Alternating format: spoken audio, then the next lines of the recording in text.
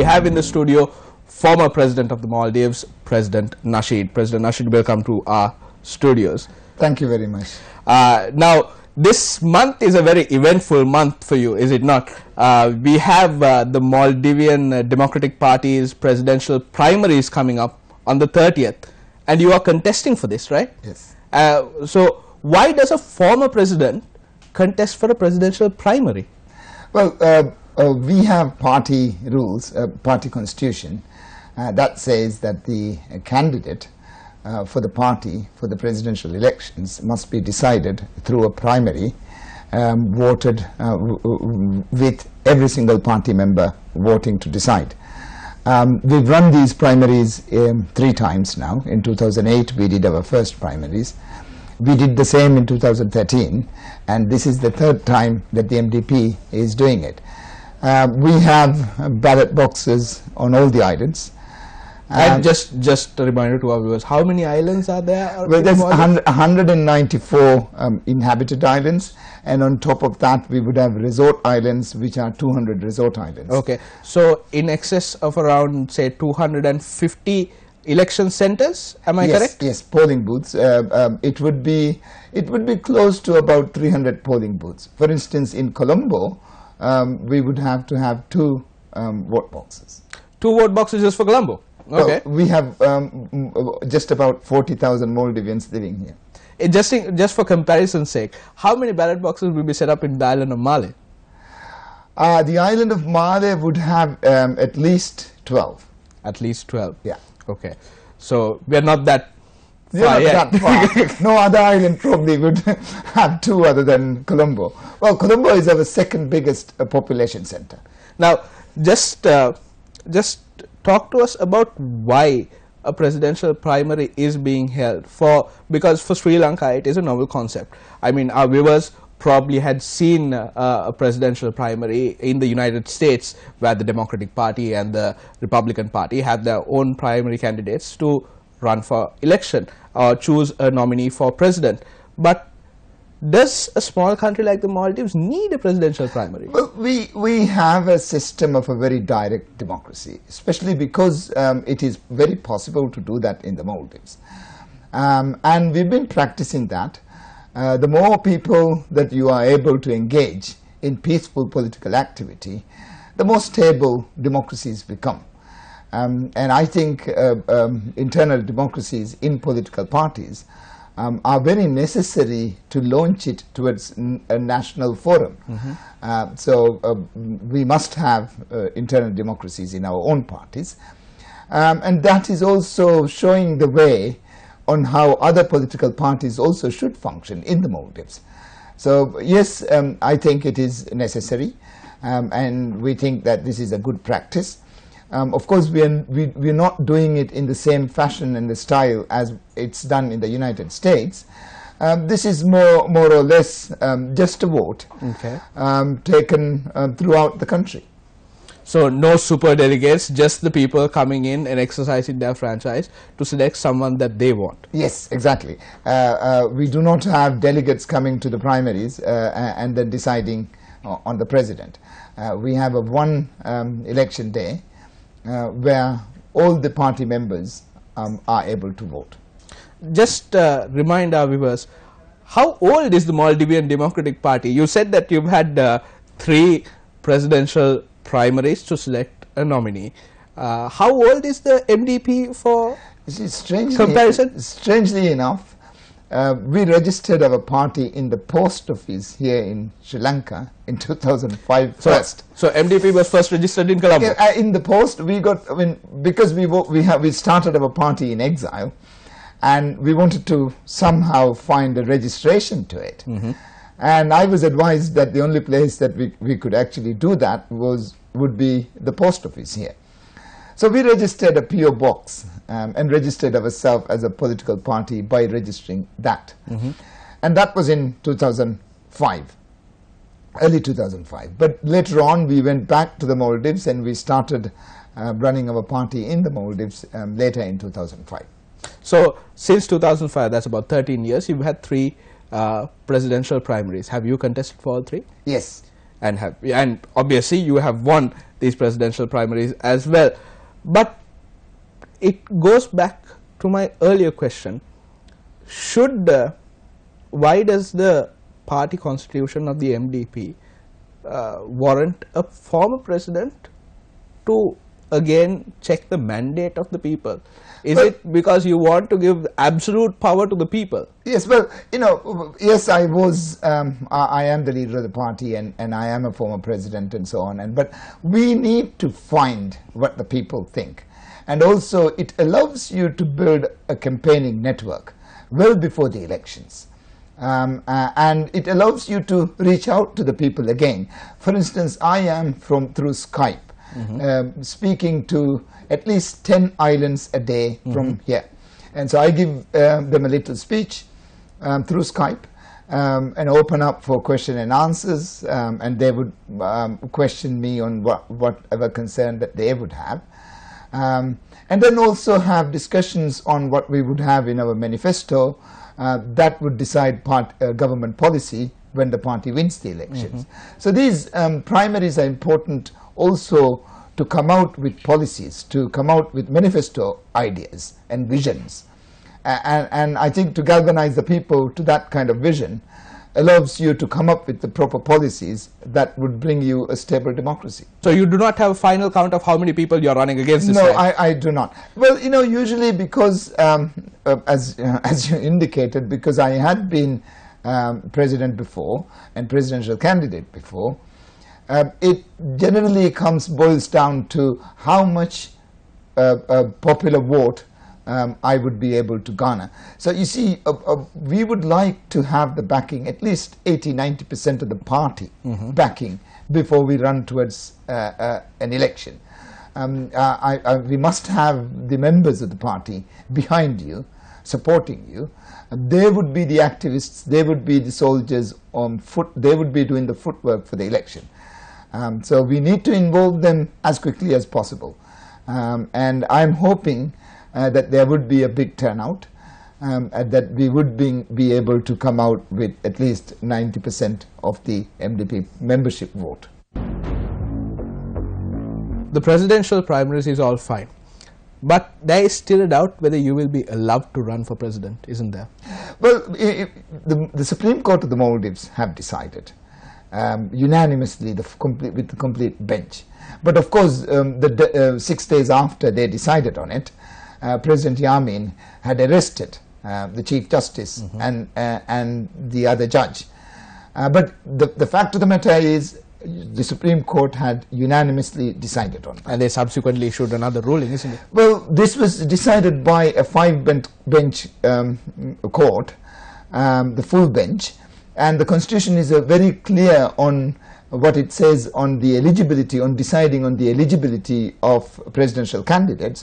The full bench has to sit. Okay. So, legally, there is really no argument against it. The UN has twice decided in my favor. The UN Working Group on Arbitrary Detention, and then later on, February, the UN Human Rights Committee had also decided that I should be granted my civil and political rights. So you have these instances where the legal bodies in the Maldives, the highest court in the Maldives had decided, the UN had decided. Now it's up to the people of the Maldives to decide. It's up to the Maldivian Democratic Party to decide. And very often it is when the people decide that things happen. In my view, in our view, it's going to be very difficult for President Yamin to reject once the people of the Maldives decide that I should be able to seek elections. And in my view, President Yamin also would come around to this. It would be it would be ludicrous. It would be a comic election if it was just President Yamin who was standing and seeking. So I think going towards the presidential election in 2018, it's important that we have competitive politics. It's important that opposition parties are able to choose the candidates of their choice and for them to be able to contest. I believe we can do it. I believe that I can contest, and I also believe and hope that I can win it. Now, since you were talking about winning, I want to focus our attention on the earlier presidential election that you ran for. During that time, if I remember correctly, we had Dr. Wahid, your former vice president, running, Mr. Qasim Ibrahim running. Then you had former President Gayoom supporting the incumbent president. Now, all these parties, except for Dr. Wahid, are in your group right now. Exactly. Now, in that election, Dr. Wahid didn't figure much. I think he ended up getting 5% and was out of the scene. President Yamin 26 and Qasim 25, and we won 47. That is in the first round of voting. I mean, that's when the parties are really sized up. And then you would know that they annulled those elections where we won. And then they dragged on the second round to another month. And during that time, there was a lot of fixing and rigging. Ghost voters were included in the voting list, and we lost the final round, I think, with about 2,500 votes. Very small. But since then, President Yamin has not been able to maintain his alliance. He had arrested his own defense minister first to start with, Colonel Nazim, and then he went on to arrest his vice president, Adib. Based on the assassination attempt? Well, it's based on many things, I think, but our view is that most of these things spring from money. And there is always kind of disagreements between parties or between people on what to do with the loot. So it's mainly that he falls apart and goes into disagreements because of monetary issues very often. But then he went on to arrest, he fell apart with his own brother. He went on to arrest former President Gayoom. That, of course, is because President Gayoom did not see that President Yamin was true to the principles and the issues and the ideals for which he was elected. So President Gayoom switched sides and he joined us with Qasim Ibrahim, Jamhuri Party, and also the Adalat Party. So all of the parties are together, and you see, it's very short-sighted thinking on part of the President Yamin, to think that if he bars us from contesting, the people of the Maldives would suddenly start voting for him. That's not going to happen. There will be some candidate, and he is going to lose anyway. I mean, we've seen this in Asian politics. People band together, bind together, come together, and vote against the incumbent when they don't like it. So we think, and in my mind, it's really an open shut case. It's very clear that President Yamin would lose this.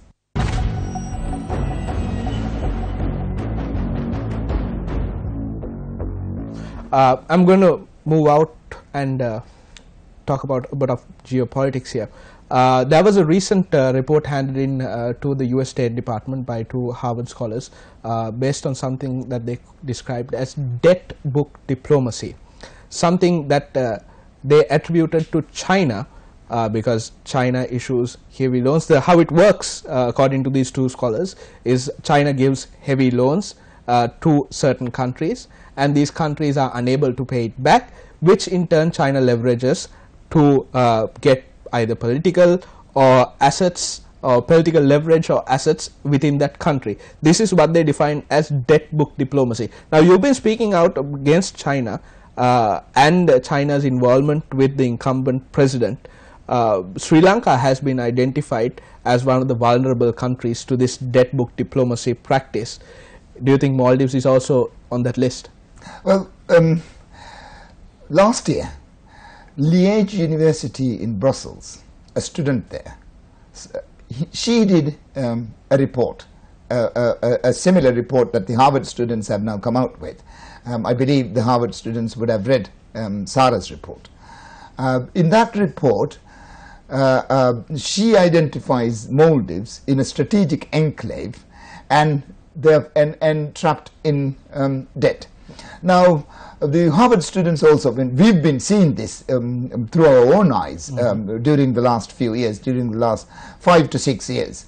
Now, what is done here is, first, China attempted to change state type, basically from democracy to autocracy. Okay. So you back an autocratic ruler, the idea is to remove democratic oversight. Once you remove democratic oversight, they get unsolicited contracts. And the second stage, the prescription is similar in everywhere. Now, then they increase the price of the contract. Now, for instance, if you can do a road, a bridge for, or a harbor for $100 million, you increase the price for $300 million. Because it's done by their companies. It's financed through Exim Bank and done through by Chinese companies. We see that happening in Sri Lanka as well. This is, I'm talking about the Maldives. So once the price is increased, then the government of the Maldives gives a sovereign guarantee to that increased price. But the asset value of what is done through the loan is $100 million. Okay. So, but the government obligation is $300 million. So we can, of course, obviously not pay back a $300 million debt with an asset value of $100 million. So the idea of increasing the price, or the level to which the price is increased, is to the level where the business plan fails. So then we are trapped in debt. You will not be able to pay that. So China is increasingly using debt as a disciplining agent. So they are using debt as a leverage on political issues. Now, then when we can't pay the debt, they ask for equity. And with equity, we relinquish land and, of course, sovereignty. Now, once there is Chinese influence inside Maldives to that extent, that of course is going to disturb sensitivities. It will have issues on safety and security of other countries in the Indian Ocean, and most specifically to India. So this is going to disturb Indian Ocean stability if this continues. I have nothing whatsoever against China. And in my view, these are not foreign direct investments. These are a devious plan, actually, to trap us in debt. China has, without firing a single shot, grabbed more land than the East India Company had done at the height of the colonial era. According to the World Bank, it's more than, I think, 27 Sri Lankas. So this is happening. You would have recently heard Dr. Mahathir saying exactly the same thing. So it is happening. We would like the Chinese government, the Communist Party, to understand, look, they are very welcome to come to the Maldives. There's no doubt about that. And we welcome foreign investment. I come from a center-right political view. So we encourage foreign investments. But we do not want it to be weaponized. And so this, for us, is a human rights issue. It's not just a mercantile or a contract or a commercial issue. It's a human rights issue, and it should be decided, deliberated based on that. For anyone who joined us during the middle, President Nasheed is talking about Chinese investments in the Maldives, not Chinese investments in Sri Lanka, although they do sound very similar.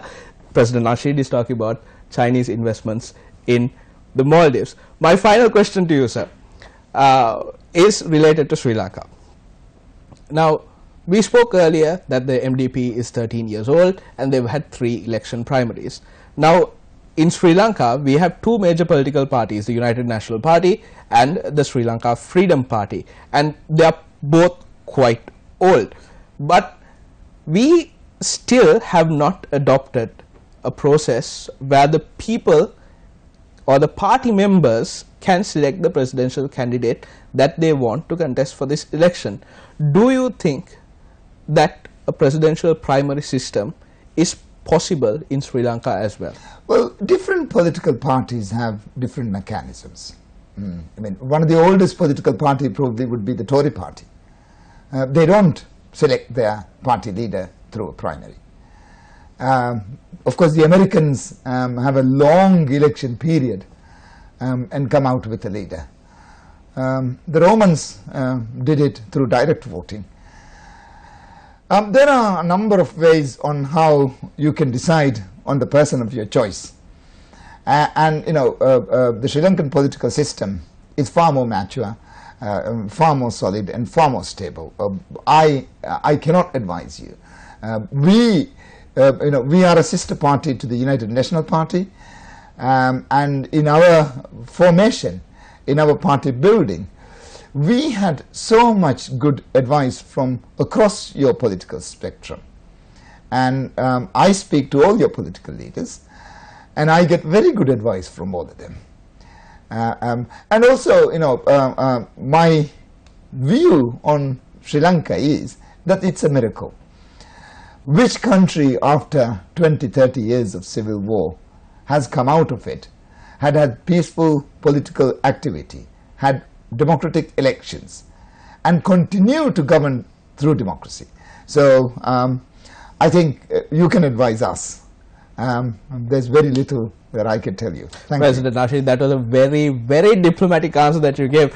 Anyways, you still believe that in the Maldives, the people voting to select their presidential candidate in the Maldives is the right thing to do? Well, that's the right thing to do. President Rashid, thank you very much for joining us on this interview at News First. Thank you very much, and best of luck for the upcoming primaries. Thank you.